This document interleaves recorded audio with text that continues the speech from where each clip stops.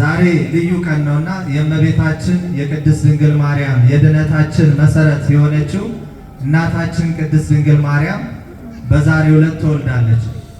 የሌሎቹ ልደት የማንኛውም ሰው ልደት ቢሆን እንዲሁ ነው የሚሆነው። የእመቤታችን ልደት ግን በብስራት የተወለደች እንዲሁም ደግሞ በትንቢት በመጽሐፍ ቅዱስ ላይ ስንመለከት ብዙ አባቶቻችን በብሉይ ኪዳን የነበሩ ስለ እመቤታችን ስለ ቅድስት ድንግል ማርያም ስለ መወለዷ ትንቢት እነ ኢሳይያስ ሲናገሩ ነበርና እመቤታችን ልደት ስናከብር እንዲሁ አይደለም። እኛ ቤዛ የሆንባት የዳንባት ሁሉ ነገር ያገኘንባት እናታችን በኃጢአት ውስጥ ነበር የምንኖረውና እናታችን ቅድስት ድንግል ማርያም በድጋሚ ክብርና ምስጋና ለኛ ለልጆቿ በረከትን እንድታድለን አሁንም አንድ ጊዜ እመቤታችንን እናመስግናለን።